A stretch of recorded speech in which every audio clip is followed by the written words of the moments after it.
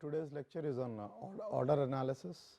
After having discussed the Fourier transform, Fourier series, Fourier analysis, usually I would have seen that in Fourier analysis we dealt with stationary signals, wherein the signal was not changing during the time the Fourier operation was being done. But in real life you will see instances where the machine's speed do not remain constant and they change while you are doing either the data acquisition or doing the analysis. We have discussed about subsystem analysis, wherein we could find out the families of sidebands, but today in the last series on signal processing, that would be completing module 3, we will be discussing about order analysis. So, let us see what this order analysis is. To begin with, I will just recall your discussion on ideas on signal. Signals could be periodic and very deterministic, or CDM signals could be, this could be an example of your stationary signal, and another could be non-stationary in the sense the features of the signal over a given block of time are different, like the mean, standard deviation, etc., could be different over different blocks of time, which is the reason why we call them to be non-stationary, as opposed to stationary signals whose RMS amplitude, whose mean, whose standard deviation is the same no matter how long where you take the sample or take the signal. But let us take the case of a signal from a rotating machinery, wherein the speed was changing, and you will recollect maybe the frequency was increasing, again decreasing, this kind of time period will be obtained. This is the high frequency band, and this is the relatively low frequency, and this is the amplitude. Now, how is such a signal generated is first we will see, and then I will take you to the one experiment, wherein I will show you how this has been collected. Usually, if I have a rotating shaft,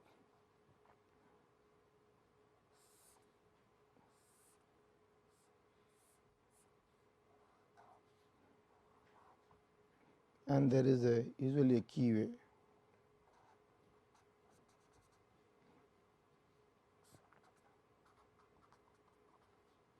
and this shaft is rotating.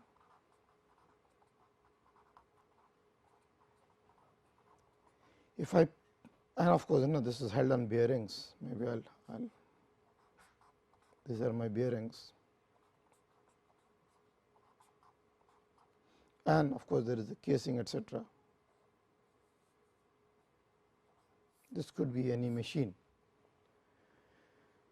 Okay. And if I put a transducer here, this is my transducer.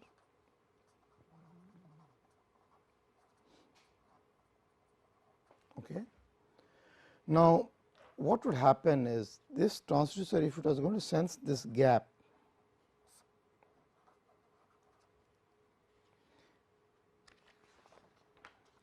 every rotation, what would happen is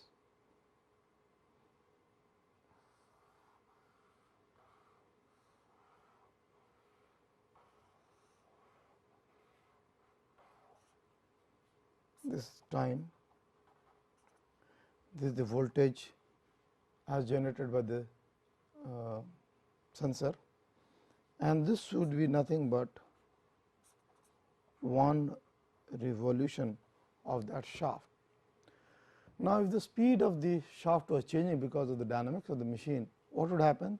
This time period would either decrease or increase, but that transducer, or which is sometimes known as a key phaser by some commercial companies, gives the signal as to indicate whether the shaft has come just below, the key has come just below the transducer.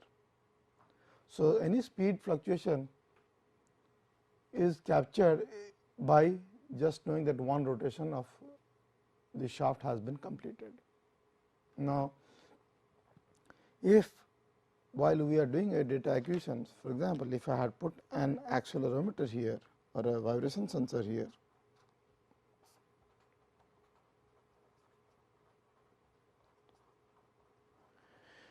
and through the appropriate software a command was given that only when this transducer senses a spike, then only you acquire the data. So, in that sense it always becomes that this is kind of synchronous to the location of the keyway below the transducer. So, if the speed is changing, I need not worry, each time I will be capturing my data just from one single point, and this could be my vibration data. And if this vibration data had noise, this would look something like this.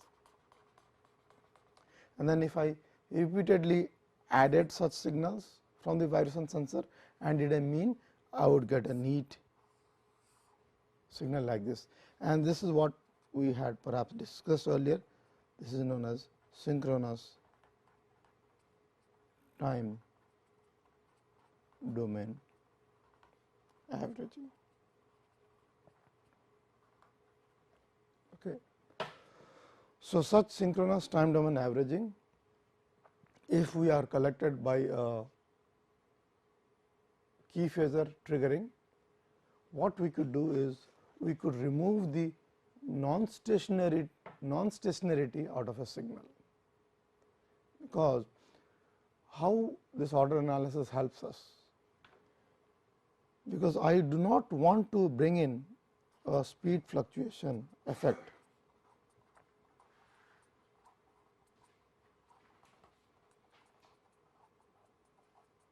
Is reduced or minimized in the frequency domain analysis. Well, what does this mean? What does this mean?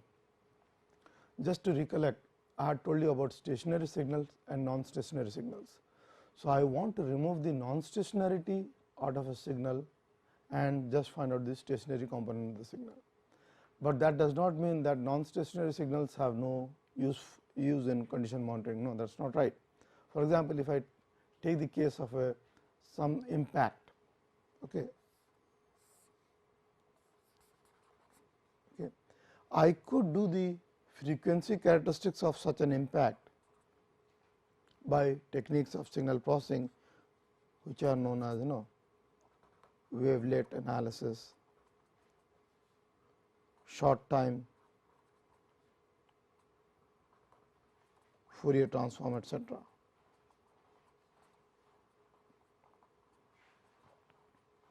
Okay. Just to understand the frequency characteristics of such non-stationary signals.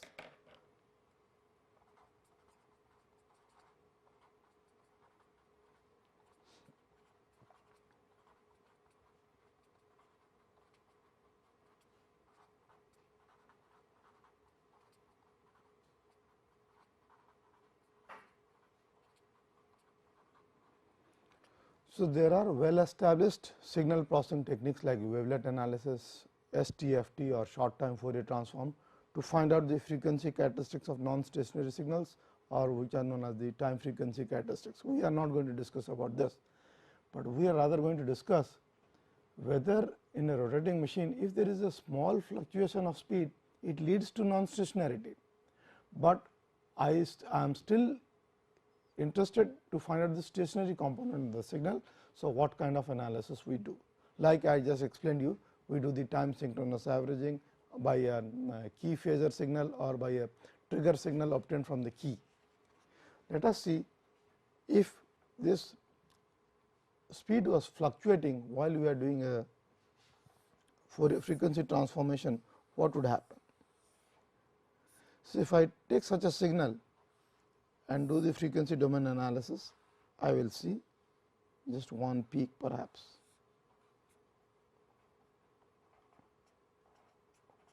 Right, because this is one signal, but imagine if for some reason there is a speed fluctuation in the machine. So, what is going to happen?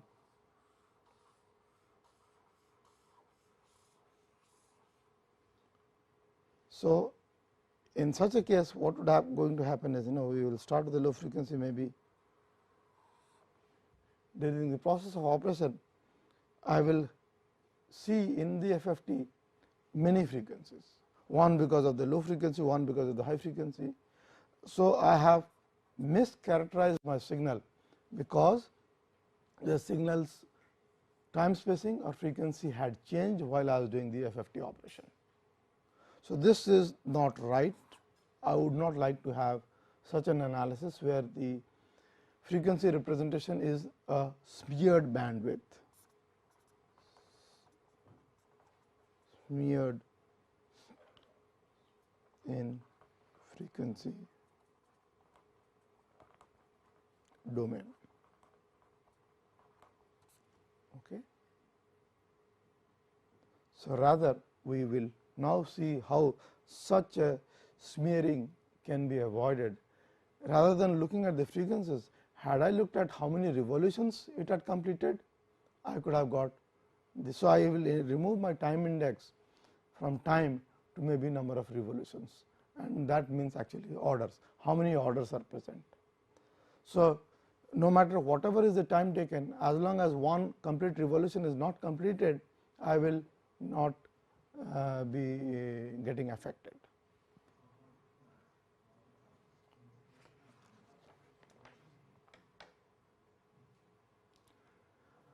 So, you see in many machines we have moving and fixed parts in machines. For example, this moving parts could be rotating or could be reciprocating. Rotating parts could be shafts, gears, reciprocating parts could be piston, etc. So, the frequency of these rotating parts or the reciprocating parts are always related to the rotational speed. If my rotational speed changes, these frequencies would change, but there will be also certain fixed parts like the body panels and casings. They will have certain resonance frequencies, and these frequencies are not going to change no matter what happens to your speed. So, you can see that there are some frequencies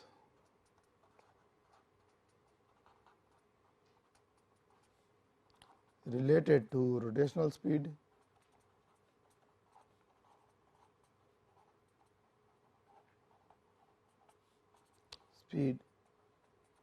like say for example, gear mesh frequency or GMF. This is nothing but number of teeth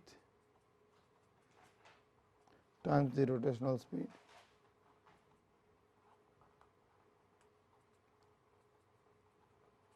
Right. So, you see if the rotational speed changes, the gear mesh frequency in the spectrum is going to change, and if the machine there is a small fluctuation in speed, this fluctuation in speed could be because of power supply variation, could be because of the supply frequency variation, could be because of the load on the machine. So, there will be momentarily a speed change.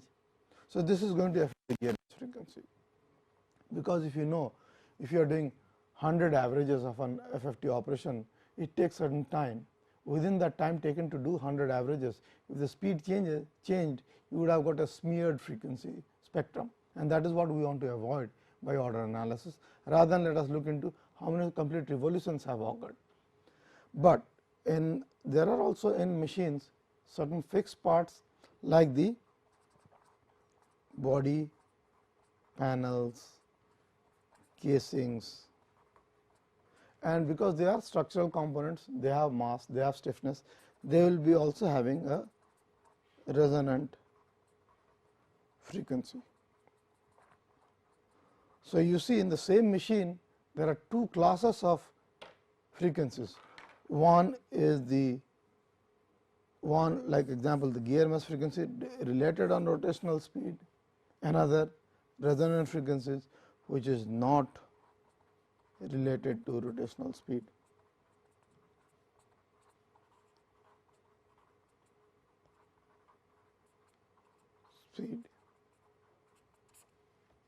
Okay. So, this is very easy to detect. For example, in a frequency spectrum out of a machine, suppose I had the liberty or the convenience of changing the rotational speed, what would happen? Every frequencies which were not related to the rotational speed like a structural resonant frequency would be constant, right, they would not change. But anything which is related to the rotational speed will change. This is one set, maybe this is another set, okay, set 1, set 2, but these are fixed. These are fixed. So, very easily I can find out the resonant frequency or the sets of rotational speeds. So, usually when I have the opportunity of ramping up or run up,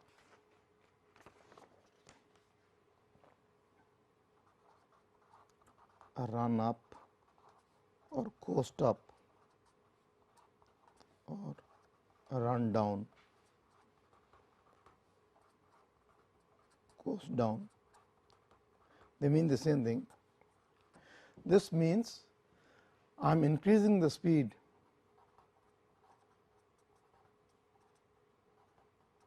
rotational speed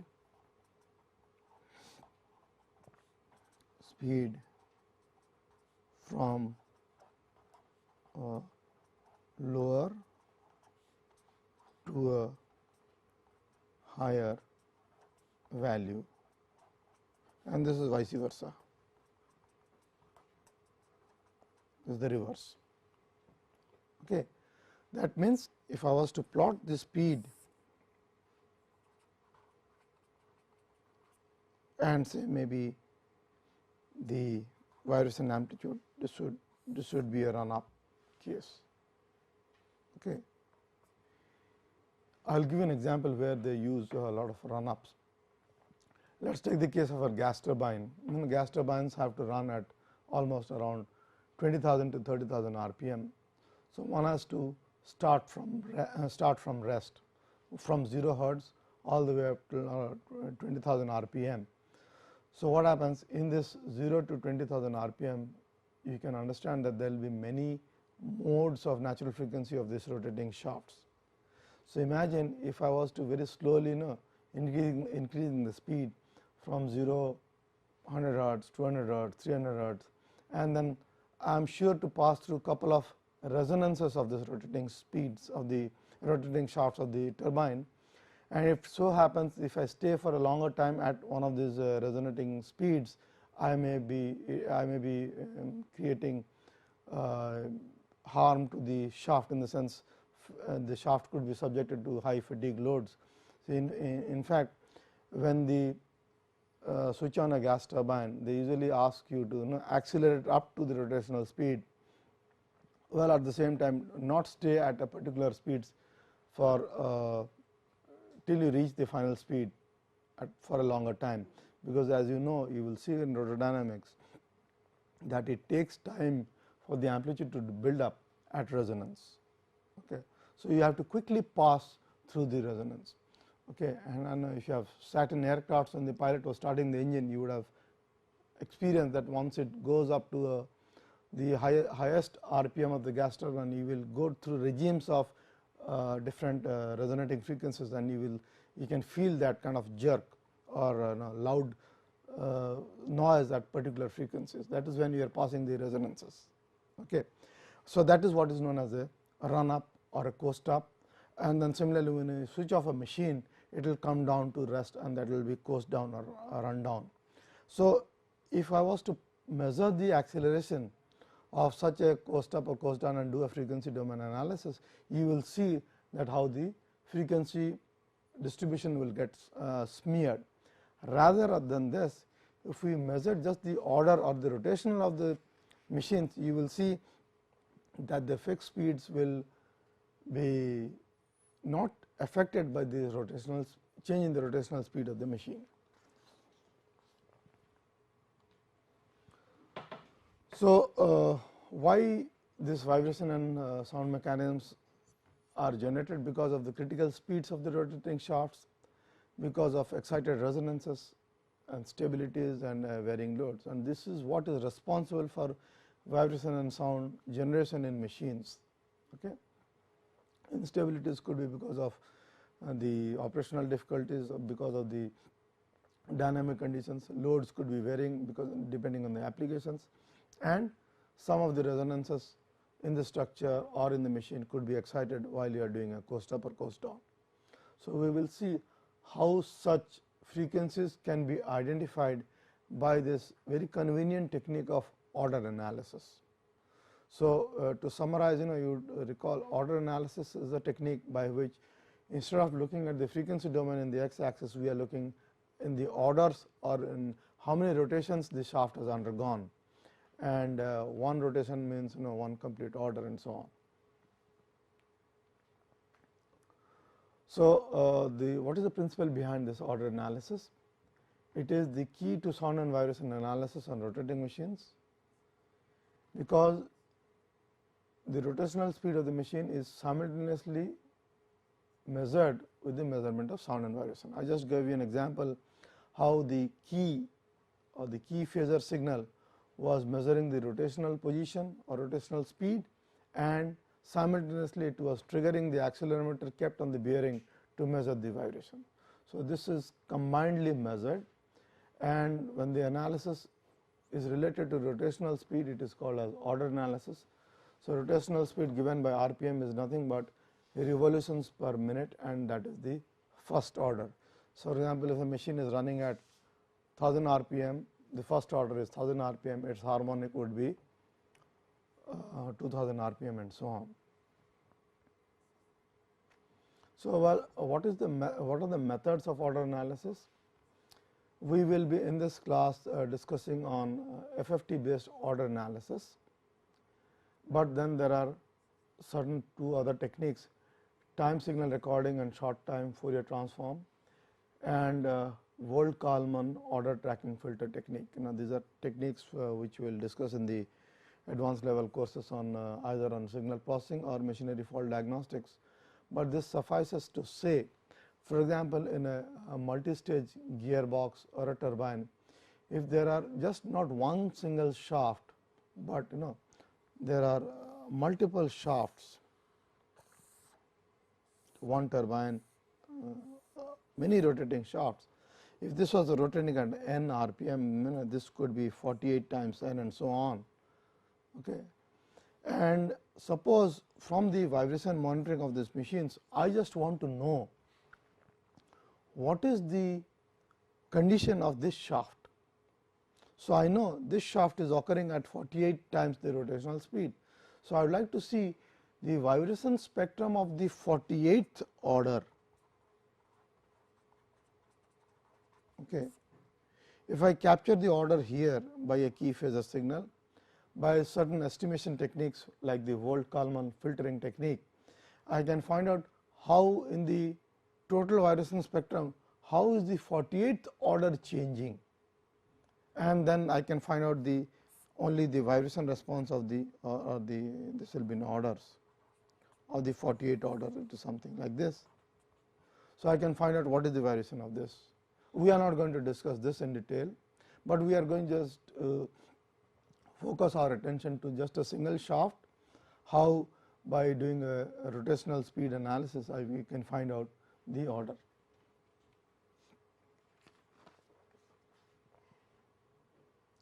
So, I will take you to an example which we do in the lab.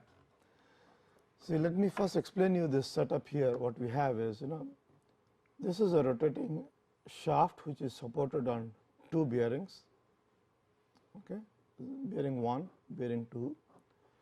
On top of bearing 1, I have put an accelerometer which measures the vibration in the vertical direction, and this disc has the provision to we can introduce unbalance by just putting in a bolt here, and there is a motor driving this shaft. Motor is behind this panel, and we can set up the speed of the motor in terms of whether you want to run at a constant speed, or you can, by varying this potentiometer, you can do a run up or run down of this machine.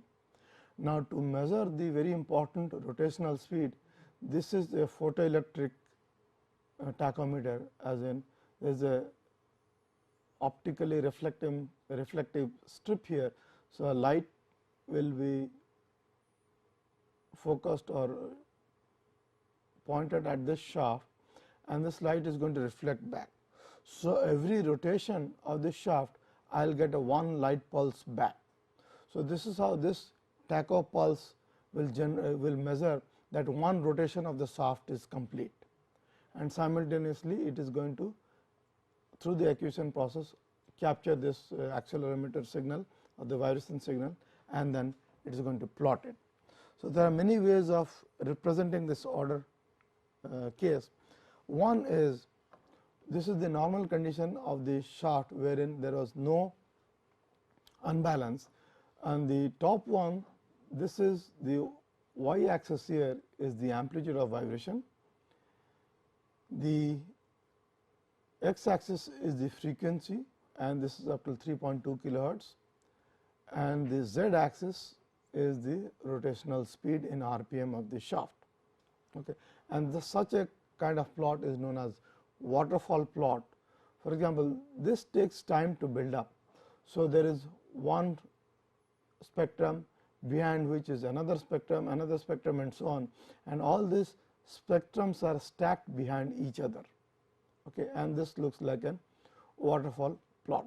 But what happens, you will see here, it is very difficult to distinguish the frequencies, because the frequencies have got kind of smeared, and then rather if I looked at the order here, this is the same time axis or the RPM axis, this is the amplitude and this is the order. I see a peak in the third order, in the sixth order, and so on. Okay. And so, this means that the vibration here is related to the rotational speed, is what I can very clearly see. This is the first spectrum, behind it is the second spectrum, third spectrum, and so on. So, all these spectrums are stacked. So, I can see all these frequencies which you see in this plot here, they are related to the rotational speed. Unfortunately, in this experiment, because this experiment was this setup is designed so that none of the natural frequencies are there in the operating zone, I do not see a fixed frequency sticking up here. But you will see something very interesting happening once we go to the unbalanced case. If you look at this disc, yellow disc in the middle,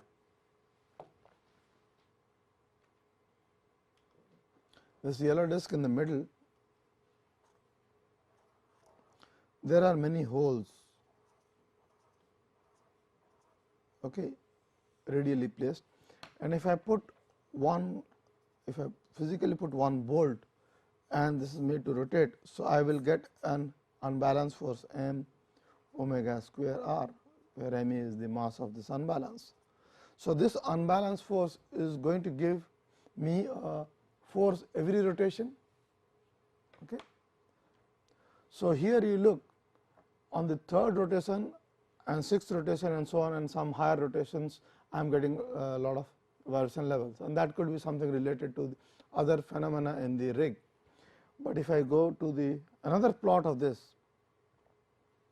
and this is nothing but the same thing as on a contour plot, where you can see the, because that was a little skewed, and you see this is the color is the amplitude band, and that is the amplitude, and this is the frequency, and this is the order.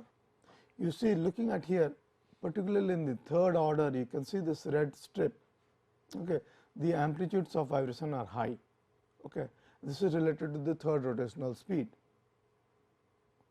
Now, what we did was we introduced unbalance onto the system.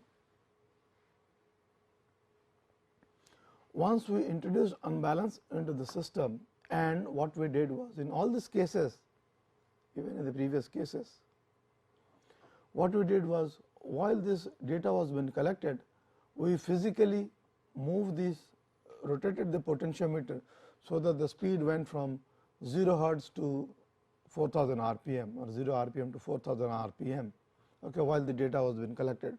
So, we have sweep the entire frequency spectrum, and this is a collection of such a frequency spectrum, because had I just done a simple FFT, and all the frequencies will get represented,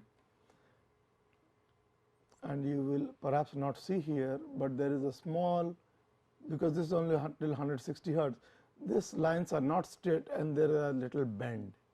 Okay. But if I go to the case of the unbalance, and there is frequency smearing, but the most important thing is, in the very first order, the frequencies have shown up. The amplitudes are high in the first order, because they are related to the first rotational 1x component.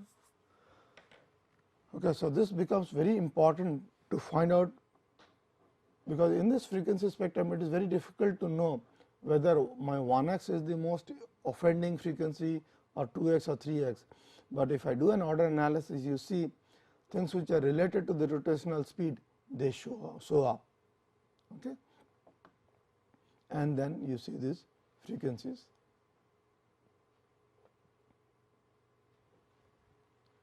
Now, the same waterfall plot, I mean, just to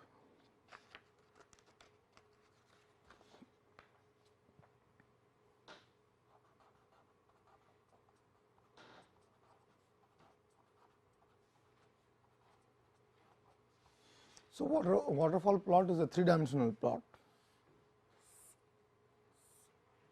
This is your frequency,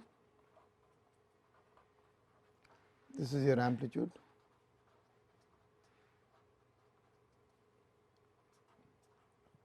and this is your time. You all are familiar with the single frequency amplitude, and that was nothing but the spectrum. But with time,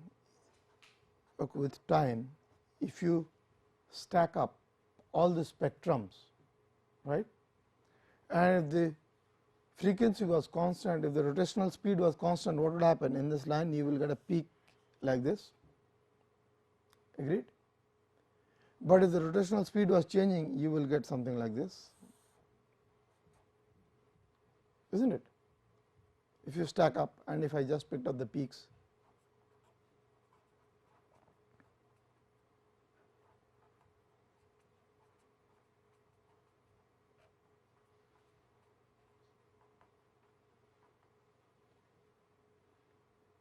okay, and if you, so this is, this was just for a single spectrum. If I average all of these together, I would get a frequency sparing, isn't it? But if I just stack them up in terms of the orders, I will see the phenomena which are related to the rotational speed. Okay. So, waterfall plot is a 3-dimensional plot. Instead of frequency, I could also be having orders.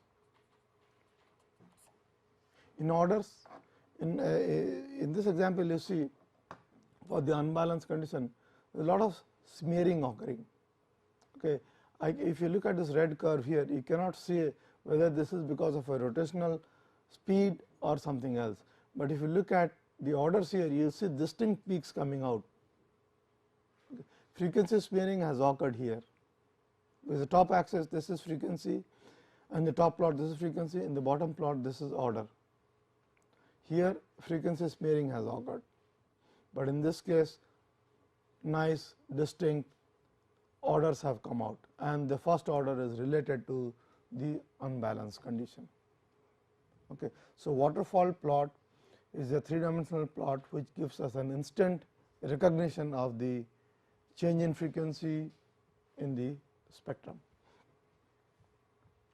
And then if you look at the contour plot, this is another way of representing that same 3-dimensional plot. You see the first order is very strong here, case of the unbalance. And again, if you cannot perhaps see this in the black curve here, because we had done a ramp up operation, there is a speeding up or the change in the frequency. Okay. Now, once you have talked about the waterfall plot, there is another plot I will just explain you, or rather tell you, Campbell diagram. This is used in our rotordynamics,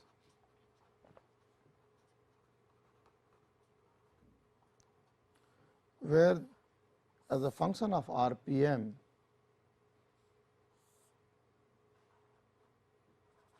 the RPM or the with time, frequency and RPM. Okay, they will at different RPMs you generate the kind of the amplitudes, and wherever they kind of meet, you can find out. This is to find out.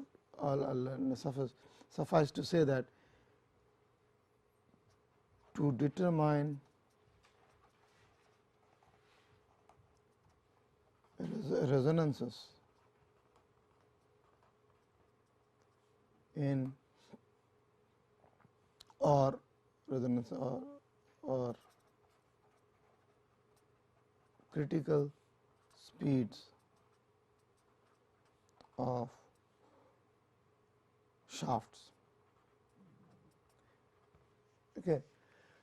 Shafts need not have only one critical speed. Particularly when we design, say for example, an electric motor,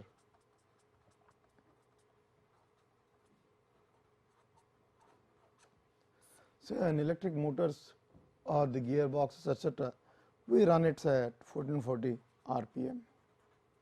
Okay.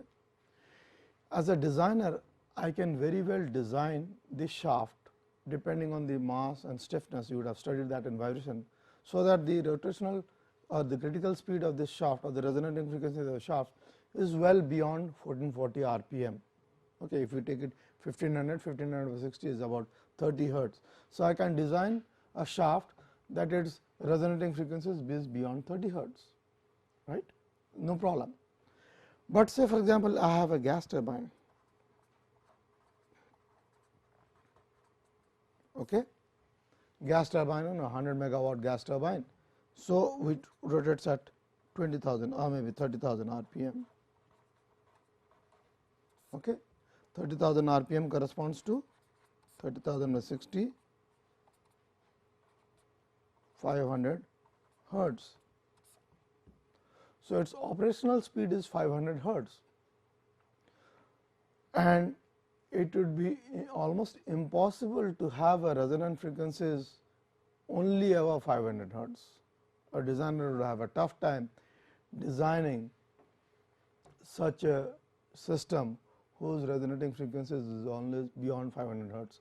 So, that would require a very thin shaft, and obviously, a 100 megawatt gas turbine cannot be so thin that its resonating frequency is beyond 500 hertz. Well, as a designer, why do you require it beyond 500 hertz? Because it should not excite or it should not get excited by the operational speeds, but that is not the case.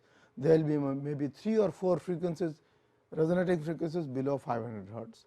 So, it suffices to say that there are shafts whose resonating frequencies are within the operating zone, right.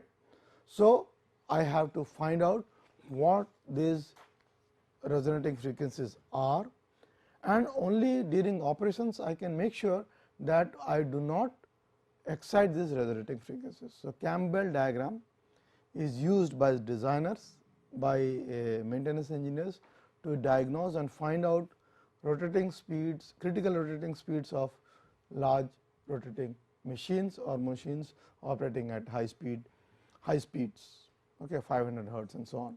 For electric motors, where we are talking about single speeds, we do not talk about Campbell diagrams, but when there are flexible rotors of lot of rotational critical speeds, we will talk about Campbell diagrams. So, right now I will not focus more into Campbell diagrams, but let us see the importance of this key phasor.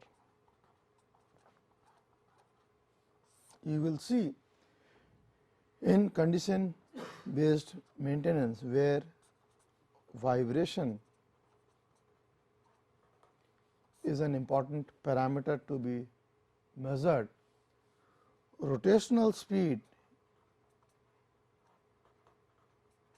is also a very important parameter which is to be measured, because you just saw an example wherein many of the frequencies which we see in the frequency spectrum, they are related to the rotational speed of the machine. So, it is but important for us that we must measure the rotational speed.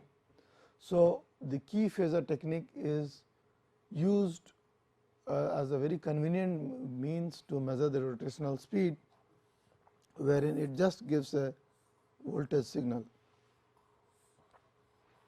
Okay. And this could be through inverse of this.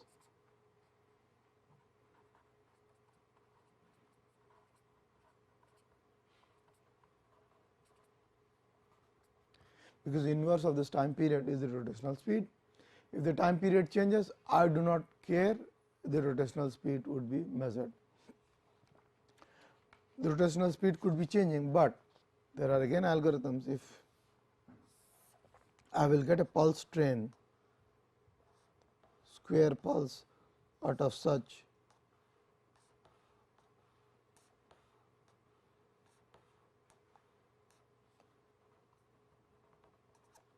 certain voltage, the average spacing between these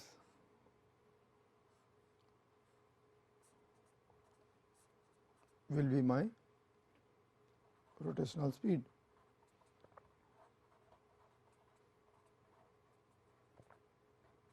So, there could be there could be a digital indicator of the rotational speed just by measuring. It is nothing but a frequency counter.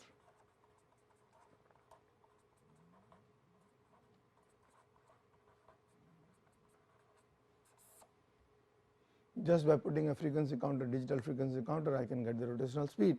But mind you, this rotational speed, if the digital display or your sampling was very quick, you will see these numbers jumping down, and that happens in many of the machines which will go out to the plant and see that the numbers will be jumping around, maybe 1239, 1241, 1230, etc.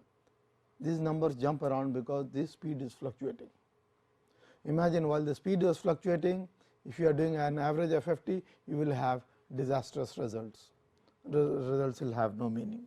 So, that is the reason why we synchronize our acquisition process by just the triggering signal. So, order tracking or order analysis requires two very important measurements. One is the rotational speed, another is the parameter. It could be the vibration, it could be noise, etc. also, and then we will see anything which is related to the rotational speed will show up as 1x, 2x, 3x, so on. One very important application of order analysis is the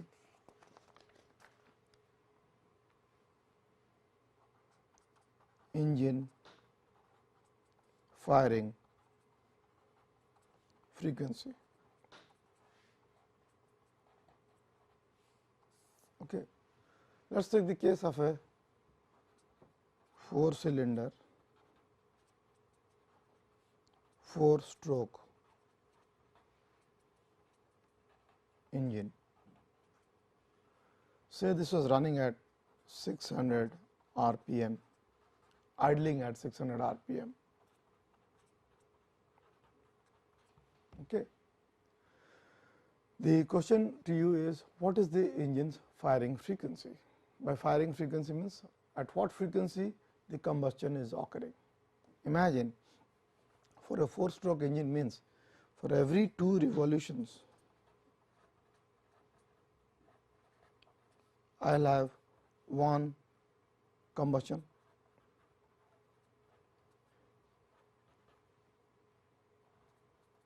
is not it, right. So, in 600 rpm, that means 600 revolutions per minute or 600 by 60 hertz, okay, divide by 1 by 2 is the firing times 4 is the firing frequency, because there are 4 cylinders. Now, if this was a 2-stroke engine, this would have been 1, because for every rotation I was getting a firing. So, this is what is the engine firing frequency, and that will come down to 10 to 20 hertz. Okay. I do not know if you have experienced this, but no, if you have sat on a jeep, you do not see them in the modern SUVs or MPVs, etc. But if you are talking about those old jeeps, or the taxis which come from the railway station, very ill kept taxis, if the driver was idling, you will see, you will kind of feel this rattling grr, grr, grr noise, and that is actually at the engine firing frequency. Okay, and if you measure that, you will see this 20 hertz component, and you will be perhaps being sometimes even see the steering column shaking, because the steering column which is fixed to the firewall and next to it is the engine. If the engine is running, once you are idling the engine, it is running at 20 hertz. So, there will be instances where the steering column's natural frequency could be close to 20 hertz, okay, and there will be the steering column would be rattling. I do not know how many of you have observed that, particularly in old jeeps and cars, particularly in the case of diesel engines, okay, where the forces are high. You will see that the steering column of the vehicle gets excited at a particular speed, particularly in idle. What was the source of excitation here?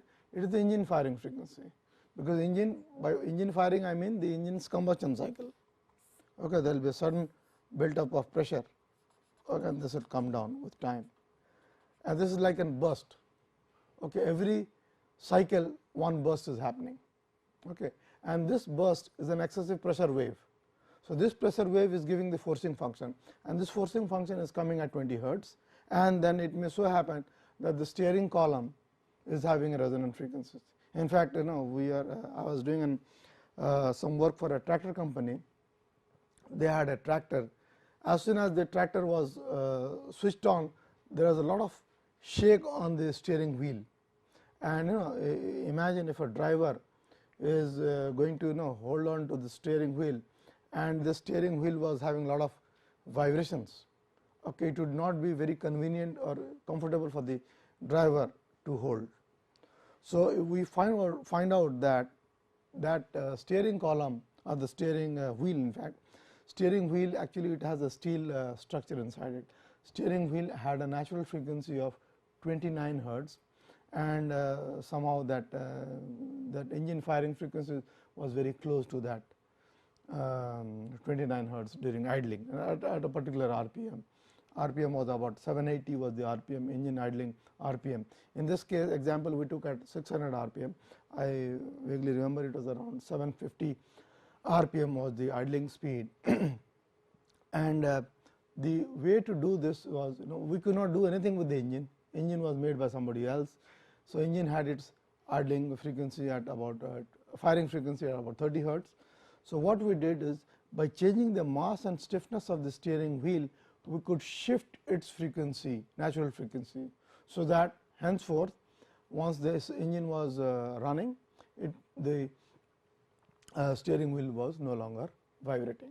So, this is how we can diagnose, this was not in case of a diagnosis, but mostly a case of a design, but by such techniques we can find out the natural frequencies and how to avoid them in design. I was telling the example of gas turbines, we cannot possibly avoid them, but at least if we know these natural frequencies, we will not operate at those natural frequencies. But for the case of a tractor, you can always idle the engine and stay still, but this idling frequency, if it is close to the resonant frequency of the steering wheel, it is going to either have large motions of the steering wheel. So, that is to be avoided. So, order analysis is one technique by which we can find out the frequencies which are related to the rotational speed of the machines. So, if in the spectrums, if some of the, of course, in this examples here, some of these frequencies are not related to the rotational speed. If they were related to the not related to the rotational speed, they could be lying in between these. And perhaps if you go to the higher frequencies, you will see that some of the frequencies do show up, okay, and they are beyond the operating zone of the rotational of the test rig. Okay. Thank you.